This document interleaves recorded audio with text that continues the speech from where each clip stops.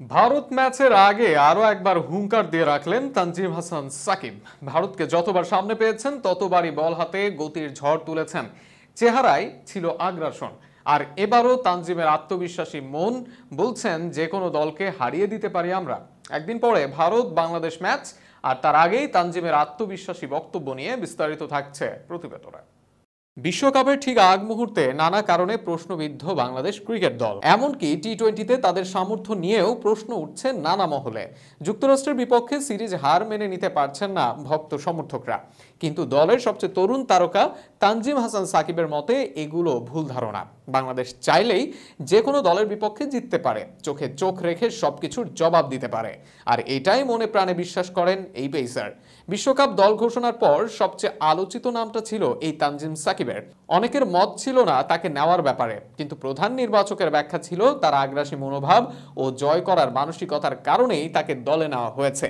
পাশাপাশি এটাও উল্লেখ করেন বিশ্বকাপে তার মতো এমন ক্রিকেটার প্রয়োজন আছে, আর সেটাই যেন প্রমাণ করলেন আরও একবার। আগ্রাসী বোলিংয়ের পাশাপাশি বলে রাখলেন ম্যাচ জয়েও কোনো অংশে বাংলাদেশ পিছিয়ে না কোনো দেশ থেকে। এ নিয়ে সম্প্রতি বিসিবির ফেসবুক পেজে দেওয়া এক সাক্ষাৎকারে বলেন, আমাদের দল নিয়ে আমি খুবই আত্মবিশ্বাসী। আমাদের দল মানসিকভাবে দৃঢ় আছে, বন্ডিংও খুবই শক্তিশালী। আমরা চাইলেই যে কোনো দলকে হারাতে পারি। আমাদের 11 জন যদি মাঠে সেরাটা দিতে পারে, তাহলে কোনো দল আমাদের সামনে ব্যাপার না ইনশাআল্লাহ। আমরা যে কোনো দলকে হারানোর দক্ষতা রাখি। সাকিবের এমন মনোভাব মূলত তার ক্যারিয়ারের শুরু থেকে, বিশেষ করে ভারতের বিপক্ষে সব সময় আগ্রাসী তিনি। তাই আরও একটি ভারত ম্যাচের আগে তার এমন বক্তব্য দলকে বেশ চাঙ্গা করে তুলবে।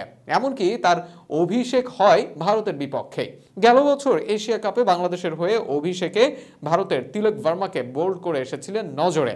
এরপর থেকে রয়েছেন জাতীয় দলের সঙ্গে, খেলছেন নিয়মিতই।